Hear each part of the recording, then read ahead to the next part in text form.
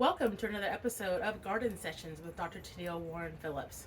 Today we're going to be working on repotting some of my plants. Some I've had for a while, some are brand new from a weekend splurge of shopping at several plant nurseries in the local Houston area. What I have today is a collection of succulents that I repotted about 2 months ago, but full transparency, I must confess, I jammed too much into the pot. I was really excited about this collection of a variety of succulents, and I really wanted to see them all together. I've got a beautiful wooden stand that this pot sits into.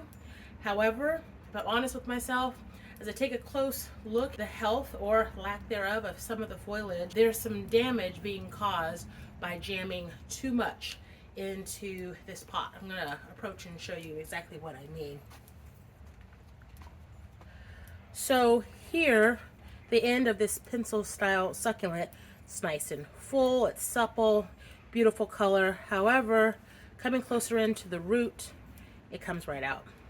There's damage, and I believe that's because there's been a lack of proper circulation. Oxygen's been cut off, and it's not allowing for good drainage either. So for the last few days, or a week or so, I've been regularly pulling off some of this foliage, and it's just coming right off.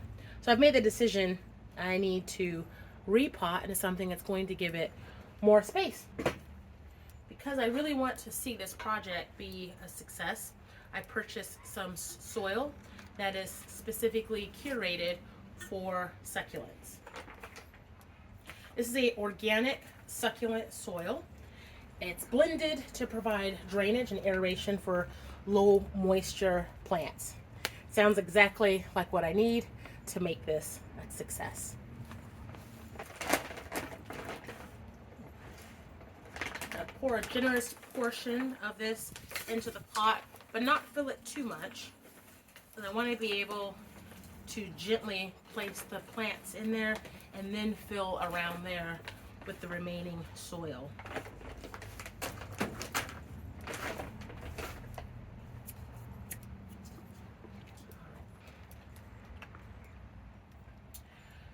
What I'm going to do is try to unpot this as gently as I can, minimizing potential damage.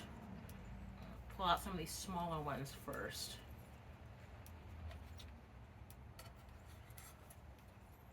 And just set them aside just like that.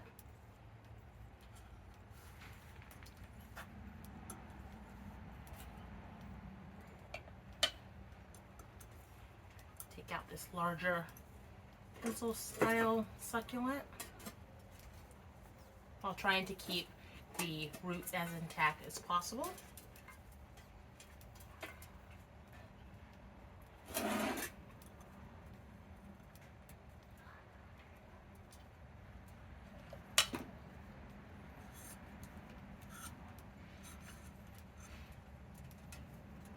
so far so good. Another thing I recently discovered, this leaf here, branch rather, had been sitting in the center of this plant, and the root is completely capped off. So its days were numbered. What I'm going to do with this, I'm not going to plant it today. I'm going to make a fresh cut, let it sit in the shade for several days, and then attempt to propagate it. This is what I'm going to be working on here, removing this part of the branch, making a cut right about there. We'll put it in a cup of water, a couple of drops of a root stimulator, and we'll see where things go from there. Okay, now we're ready to transfer the snake plant to our larger pot that has been prepped with the succulent soil.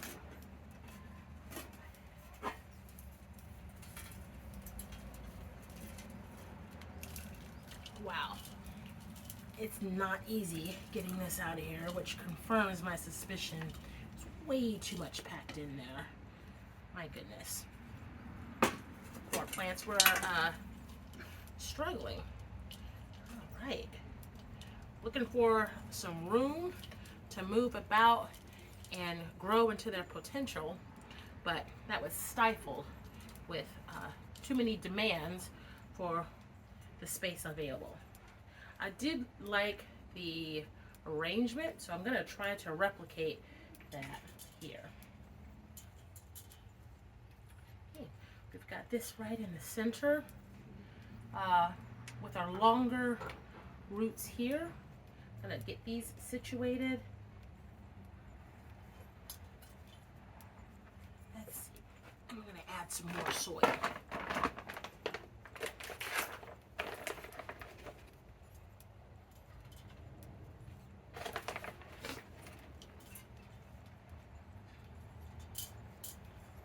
I find it particularly enjoyable to include some time in the garden.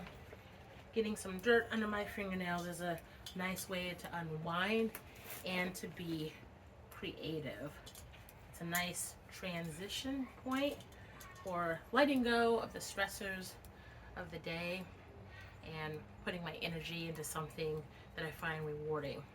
I'm going to show you a close-up of this, of this larger root base.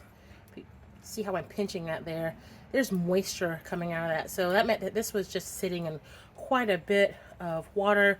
It didn't, the soil wasn't conducive to letting that drain. And so this plant developed root rot. I'm also gonna cut about here, let this sit for a couple of days in the shade, and then I'll get it set up so that we can propagate this and eventually add it back into this collection. Cut straight. There we go. Okay. Now I did read on the internet here recently that this particular type of succulent has some risk associated with it. I read that if you come into contact with some of that white sap and accidentally ingest it, there can be some pretty dangerous consequences.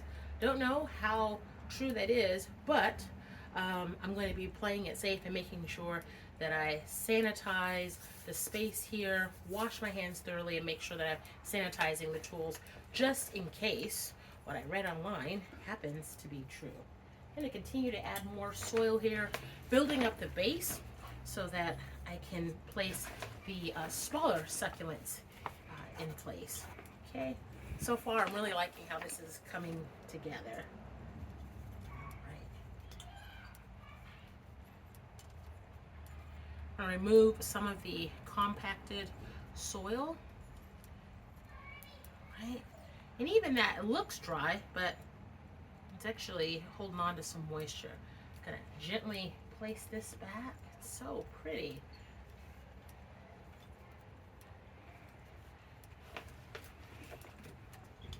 Took some humility and open-mindedness to say that I had it wrong, the way that I had jammed all of these plants into that smaller black pot.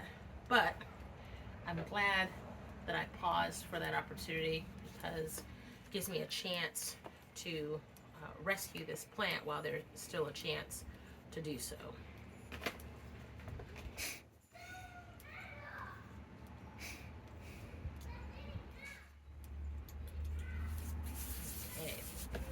Lovely, it's coming together. Okay.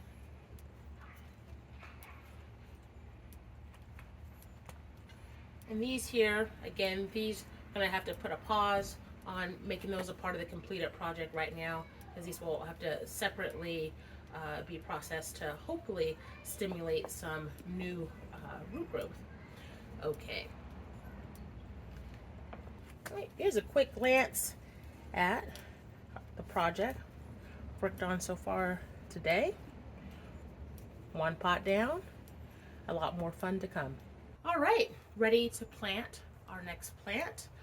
The next selection is a ponytail palm. Easy to see why it has that moniker. It's got a beautiful display of wispy leaves that make you think of a ponytail. Great purchase price on this, only $8.99 at a local gardening center. and I think it's going to add a lot of value to the aesthetics of my office. So one of the first things we're going to do is prep the pot with some moisture control potting soil. Not going to fill it all the way up because I want to leave plenty of room to set the plant in there and then backfill around it with remaining soil. So I'm going to gently squeeze this pot to remove it from the plant. Okay. Gently tickle the roots just to let them know you're getting ready to move into a larger space, and then set it in nice and level. Okay. At this point, I'm going to fill around the base of the plant with more of the soil.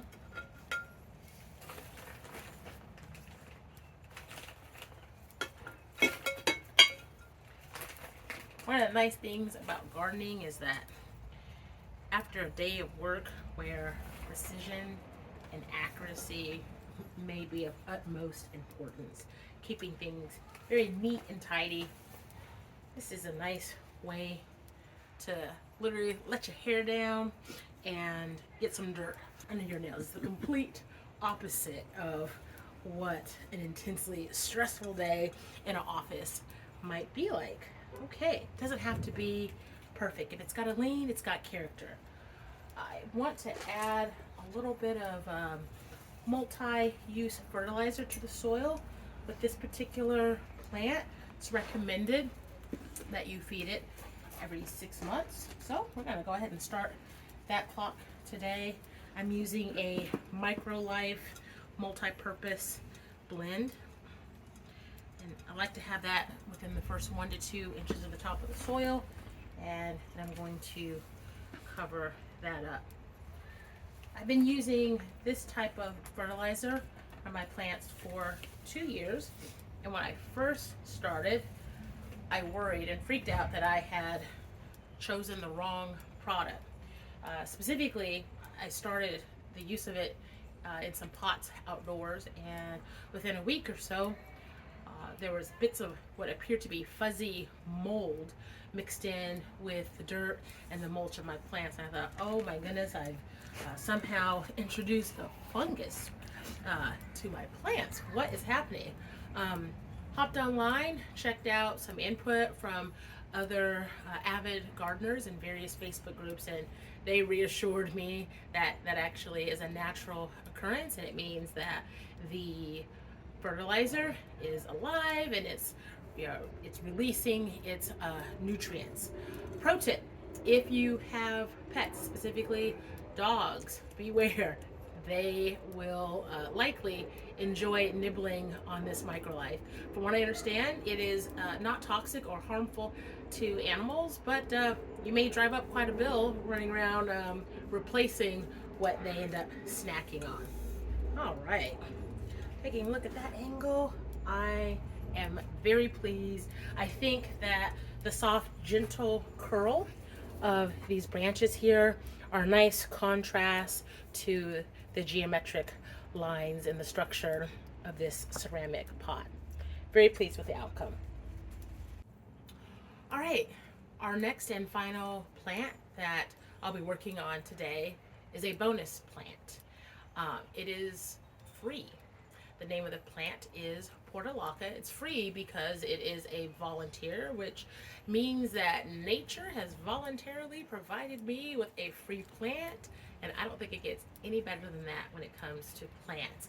I am absolutely thrilled to see that in the pool bed, in the flower bed surrounding the pool, there are ample baby sprouts of Portalaca. That is a sun-loving, not so thirsty, beautiful flowering plant that I put into the garden last year. About late summer, early fall, I went ahead and pulled it after it had run its course, not realizing or expecting that it would come back on its own. I had removed what I thought was all evidence of the plant. I did not leave the roots intact. However, the plant left a lot of seeds behind that weren't even visible to the eye, or at least my eye. So this spring, what I'm noticing is Portalaca starting to grow in, and I'm thrilled. What I'm going to do is transfer one of those from the ground into this pot. This pot tends to stay here on the back patio underneath this roof covering, and so it doesn't get direct rain. So I'm going to be planting some Portalaca in this pot, because this pot I keep on this table underneath a pergola that has a plexiglass cover. So it's not connected to a drain, to a irrigation system, nor is it collecting much of the natural rain. Which basically means, along with my busy lifestyle, I'm not doing great being consistent with coming out watering it. I think that the Portalaca is going to be a great fit because it is drought tolerant and it loves the heat, and I think it's going to be great to have a diverse range of colors emerging from now all the way through late summer. So I'm going to go harvest some Portalaca right now. All right alongside the pool is this beautiful flower here called Portalaca. That is not something that I planted this year. It just sprouted up on its own, and that's what I'm going to be removing. You'll see here there are lots of starter Portalaca that's showing up in these flower beds. Keep going down here. There's more and even more. It's going to be quite the gift of free plants. So I'm going to go ahead and harvest this Portalaca for transfer into the pot. Looking for the base of where this particular plant is coming out of the ground. It's actually got several points. So go deep here. All right. Oh, that's a success. All came out in one scoop. I'm going to gently set that there and take it back to the table. So at this point, I'm going to gently separate the Portalaca based on its root structure, and it looks like it's actually more than two. It's a shallow root for such a large plant. So I'm going to be adding some more dirt to raise up the height so it's not sunken in. Wow, this is amazing. We've got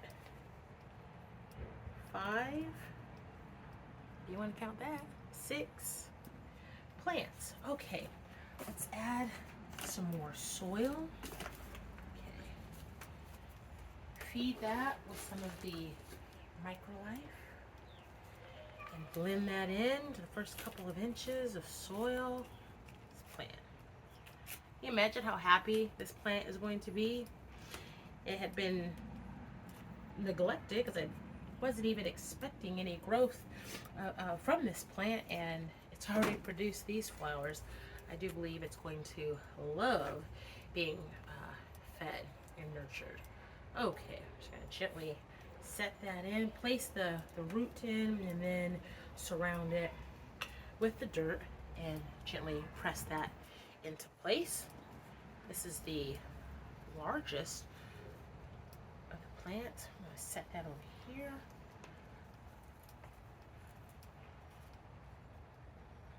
Add a little bit more soil. Okay. Last summer here in Houston, it was a very long stretch of hot heat. If I recall correctly, many days were at least in the 90s. It wasn't uncommon to experience some triple-digit heat, and this Portalaca was loving it. Oh my goodness, it was so happy. While some of the other plants were sweltering and struggling to stay happy, this showed no signs of distress at all. In fact, when the bulk of all that heat eased as fall neared, it decided that the show was done. And that's when it started to dry up, and eventually I weeded the flower bed and removed it. Okay, here we go. Add a little bit more soil to that.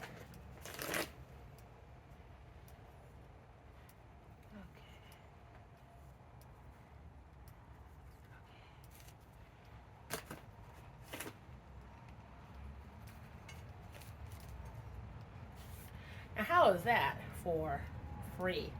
That is the word of the day, a free plant. Alrighty, that task is complete. Anytime you plant something new into the ground or into a pot, you want to make sure you give it a good sip of water, a good drench. And so that's what we're going to do here.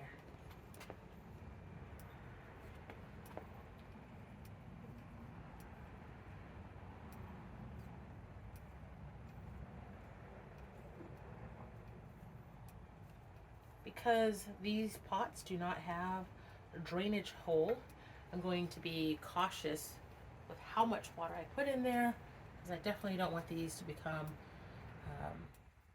water soaked and risk some rot with the root structure. All right. We'll keep an eye on how these plants take to their new home, and in the upcoming weeks and months, I look forward to keeping you updated on their growth progress. On garden sessions, I document my journey in the garden while also cultivating good, balanced mental health. Earlier in this video, I repotted several plants, one of which was a collection of plants that became overcrowded. And as a result of that, it hampered the overall health and well-being of that plant.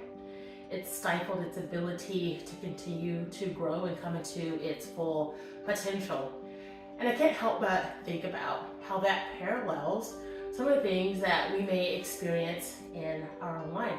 So that's what I want to take a deeper dive and talk about in office today. There are so many ways in which our own lives can become overcrowded. We may be high achievers and taking on a lot of responsibilities, a lot of obligations.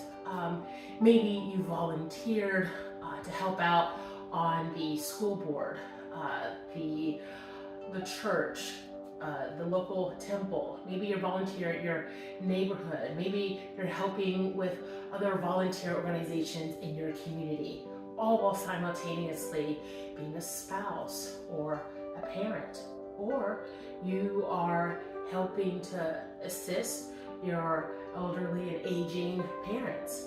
The combination of so many different obligations in our life can leave us feeling overwhelmed, as our lives may become overcrowded with too many things on our plate. The outcome of that could lead to burnout, exhaustion, symptoms of depression or anxiety. And so in an effort to prevent the onset of some of those negative outcomes, I encourage my viewers to consider several steps you can take to prevent that overcrowding negative impact. Number one, first pause and look for evidence of stress in your life. I'm reminded of guidance that was received by Randy Lemon, a local Estonian expert on gardening.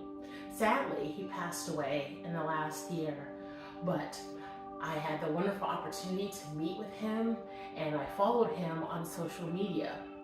There was a large and extensive storm here in Texas several years ago, referred to as Winter Storm Uri.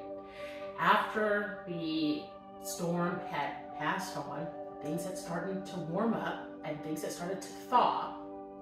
People realized just how much damage the freeze had on their landscape. And so one of the things that Randy Lemon encouraged those whose landscape had been affected by Winter Storm Uri to do is to check for signs of life and to not give up. And one of those steps was to go to a plant that might have been planted directly in the ground, grab a hold of the base of it, wiggle it, see if you can wrangle it a bit. If that plant easily gave way, and to the extent that you may be able to just retrieve it by hand, pulling it out from the earth, that was a sign that plant had sustained too much stress from the freezing cold weather, and it was done. It was not going to come back. But if when pulling on the base of that plant, similar to if you had an old school vehicle that you had to manual transmission, if you went to move it and there was resistance there, it was sturdy, hanging on in the ground, then that gave you a good hint that there might be signs of life.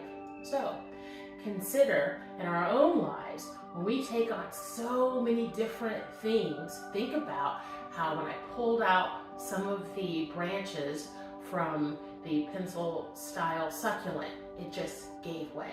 On the surface, it looked fine. There wasn't a lot of overt indication of damage, but taking a hold of that branch, that portion of the plant, and giving it a little bit of a tug, and it just came right on out. Okay, how does that parallel to our lives? Well, if we have so many different things on our plate that we are left overwhelmed and stressed, on the surface we may appear to have it together. Sunday through Saturday, we are fully booked. Those who observe what we contribute in our lives, our work life, our personal life, our family life, etc., they may think, wow, you really have it together. But beneath the surface, if there was a bit of a tug here and a bit of a tug there, would you give way? So pause and look for signs of stress, meaning in your life, are you on the brink of falling apart because you have too much? If you have paused and done that and realized, yes, there are some things that are overcrowding what I have a capability to do on a long-term basis, then the next step is to evaluate your options. All right? Maybe you have volunteered your child's school. Maybe you've made a commitment to do something there every single weekend for the next 6 months. Consider, is it possible that you can edit that commitment and reduce it down to once or twice a month? You're not completely abandoning that role and commitment, but you're prioritizing the fact that you've got to make sure there's enough left of you to be able to continue and thrive. Also consider perhaps at work. Are you taking on or being given so many different responsibilities? So much is being asked of you that it really feels like it's not sustainable. Maybe there's a collateral responsibility that you've been involved in that maybe now's the time to edit that out and say, you know what, I may need to dial it back. And that leads me to the third step, and that is edit with care. Just as I replanted the collection of succulents right here into the golden pot, I did so with care, recognizing that the contents of that original pot were frail. They were under stress. And so as you also internalize that concept of things being under stress, as you make those edits, as you establish those boundaries and say, I have to have room in my life for things to be able to circulate, for me to be able to take a break, do so with care, right? Exercise care and kindness as you set those boundaries up. It's not a matter of doing so in a harsh manner, being rude. Hey, I have to do, I have to take care of me, but communicate with those whose lives your commitments impact and let them know. I have paused and I've reassessed all the different obligations that I have, and at this time, I'm going to need to reduce just how involved I am with this particular activity or obligation. And lastly, number 4 is to make sure that you nurture what it is that you keep, all right? Making sure that now that you have more time to take care of those responsibilities. Hopefully at that point you've edited with care and you've reduced just how much of yourself is extended. Then what you have retained, you want to nurture and take care of that. So in plant speak, that means making sure we're being attentive to monitoring the water levels, making sure on a regular basis we are feeding that plant and giving it nutrition in the form of a fertilizer. As you make time and space in your own life, what are things that you're doing to nurture what you keep? Now, perhaps instead of an obligation being 2 and 3 times a week, if it's edited to only 2 or 3 times a month, give it a really great effort at those times and maximize the fact that you have more time to yourself, more time to perhaps spend with your family, your spouse, right? And optimize that opportunity to alleviate some of what's on your plate, because living a lifestyle that is overcrowded will stifle our overall ability to maximize our mental health. This has been Garden Sessions with Dr. TennilleWarren-Phillips. I look forward to seeing you again on the next video. Make sure that you click like and subscribe. I'll see you next time in the garden when we will go see what we can see.